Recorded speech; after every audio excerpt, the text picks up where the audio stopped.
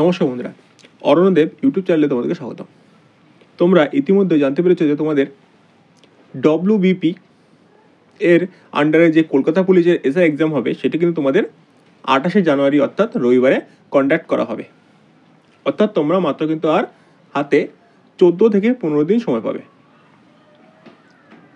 তো এমতো অবস্থায় তোমাদের মনের মধ্যে বেশ কিছু কোশ্চেন আসছে, সেই কোশ্চেনগুলির অ্যান্সার তোমরা এই ভিডিওতে পেয়ে যাবে। দেখো, তোমাদের মনে প্রথম যে কোশ্চেনটি আসছে সেটা হচ্ছে তোমাদের সেভ স্কোর নিয়ে, যে সেভ স্কোর কেমন হতে পারে। এছাড়া এই যে 14-15 দিন সময় পাচ্ছ, এই সময়ের মধ্যে কোন কোন বই পড়া যেতে পারে বা সমাধান করা যেতে পারে। এরপর একটা কোশ্চেন হয়, সেটা হচ্ছে তোমাদের সিলেবাসটা কেমন আছে, আর এই কয়দিনে কি কি করতে পারলে এক্সামটি উতরে যাবে। তো দেখো, সর্বপ্রথমে তোমাদের সিলেবাসটা নিয়ে একটু বলা যাক। সবার প্রথমে মনে রাখবে, তোমাদের কিন্তু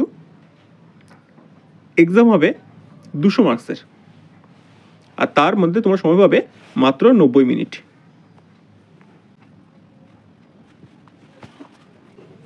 জেনারেল স্টাডিজে থাকবে 50টা কোশ্চেন, আর মার্কস থাকবে 100, অর্থাৎ প্রত্যেকটি কোশ্চেনের মান কিন্তু তোমাদের 2 মার্কস করে থাকবে।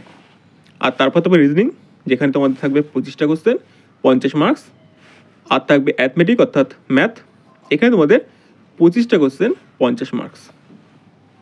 এটা কিন্তু অ্যারিথমেটিক, এটা কিন্তু কোনো কোয়ান্ট না যে তোমাদের বিরাট হাইফাই লেভেলের অঙ্কগুলো আসবে, এমন কিন্তু না। একদম লো লেভেলের যে অঙ্কগুলো, সেই টাইপের অঙ্কগুলি আসে। এরপর আসি ইম্পর্টেন্ট বুকস। তো তোমরা ইম্পর্টেন্ট বুকস এই বইগুলো তোমরা প্রিফার করতে পারো। যেমন ধরো, জেনারেল স্টাডিজে আরিয়ান্তের বুক কিংবা লুসেন্টের জেনারেল নলেজ, এটা তোমরা প্রিফার করতে পারো। এছাড়া অ্যাথমেটিকের জন্য তোমরা আর.এস. আগরওয়াল কিংবা রাজেশ ভার্মার যেই ফার্স্ট ট্র্যাক অবজেক্টিভ যে অ্যাথমেটিকের বুক আছে, সেটা তোমরা প্রিফার করতে পারো। এছাড়া তোমাদের তো আছেই যে বাংলা ভার্সনের সাহেব প্রকাশনের যে বইটা, ওটা তোমরা সলভ করতে পারো। এছাড়া রিজনিংয়ের জন্য কোনো বই তোমাদের তেমন প্র্যাকটিস করার প্রয়োজন পড়ে না। রিজনিংয়ের জন্য তোমরা বেশ কিছু ইউটিউবের চ্যানেল আছে যেগুলো তোমরা ফলো করতে পারো।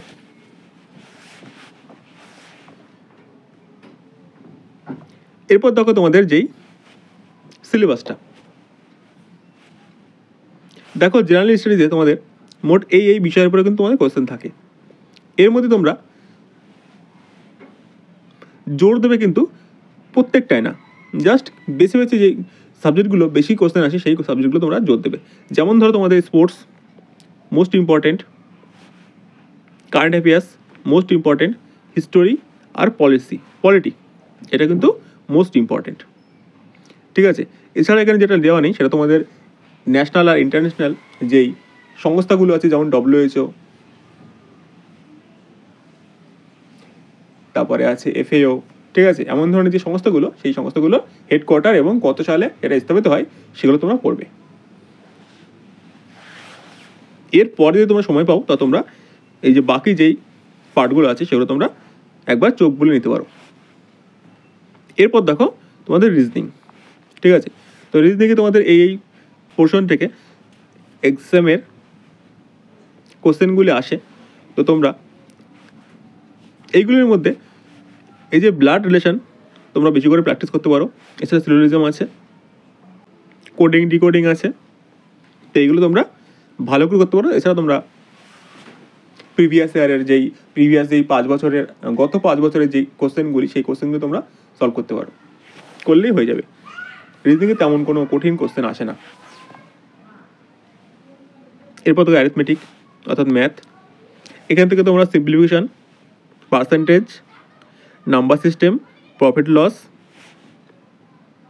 Time and work, mixture and alligation, ratio proportion, simple interest, compound interest, তোমরা এই চ্যাপ্টারের কোশ্চেনগুলো কিন্তু ভালো করে প্র্যাকটিস করবে। ঠিক আছে। এই ক্ষেত্রেও তোমরা প্রিভিয়াস ইয়ারের অর্থাৎ প্রিভিয়াস 5 ইয়ার্সের যে কোশ্চেনগুলি আছে সেই কোশ্চেনগুলি তোমরা সমাধান করে যাবে। ওই কোশ্চেনগুলি সমাধান করলে তোমাদের রিজনিং আর ম্যাথে কোনো সমস্যায় পড়তে হবে না। প্রত্যেকটি কোশ্চেনই প্রায় কিন্তু ওরা পাল্টে দেয়, অর্থাৎ সংখ্যা পাল্টে কোশ্চেনগুলি দিয়ে দেয়। তো তোমরা ওই কোশ্চেনগুলি ভালো করে প্র্যাকটিস করবে। ঠিক আছে, তো এই গেল তোমাদের সিলেবাসের পার্ট। এরপর আসি তোমাদের সেভ স্কোর। দেখো সেভ স্কোর কিন্তু 65+ থাকবে। ঠিক আছে, তোমাদের যদি দেখো যে তোমাদের কোশ্চেন যে অ্যান্সার কিটা তোমরা মেলানোর পর যদি দেখো যে তোমাদের 65+ মার্কস থাকছে, তো অবশ্যই কিন্তু তোমরা তোমাদের নেক্সট পার্ট অর্থাৎ রান এবং মেন্সের জন্য তৈরি শুরু করে দেবে। এই যদি নিচে মার্কস থাকে তো সুযোগ তো যে একেবারে বলবো যে সুযোগ নেই এমনটা না। ঠিক আছে, সুযোগ তো থাকেই, কিন্তু তাও তোমাদের একটা সেভ স্কোর যেটা সেটা 65+। যখনই তোমরা দেখবে যে তোমাদের 65+ মার্কস চলে আসছে, তখনই তোমরা সকালবেলায় টানা রান শুরু করে দেবে, যেটা তোমাদের 800 মিটার রান থাকবে 3 মিনিটে।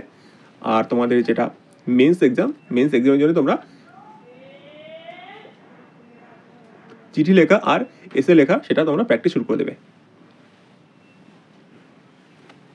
তোমরা কিন্তু এই এক্সামটার পরে মাত্র 1.5 থেকে 2 মাস সময় পাবে রানের জন্য, আর তারপরে তোমরা 1 মাস মতো সময় পাবে মেন্স এক্সামের জন্য।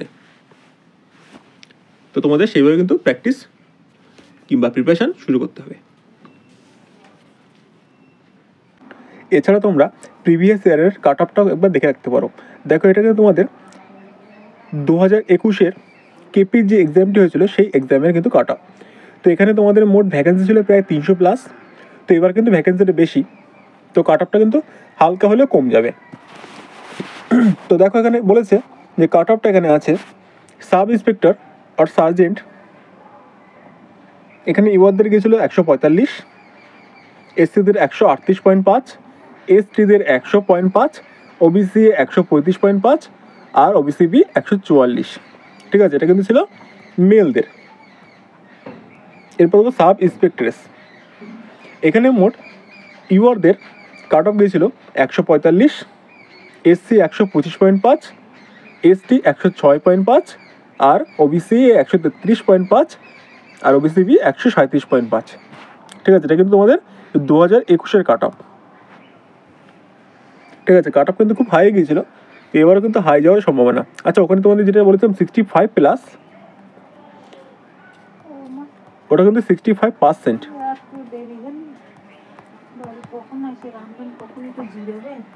ঠিক আছে,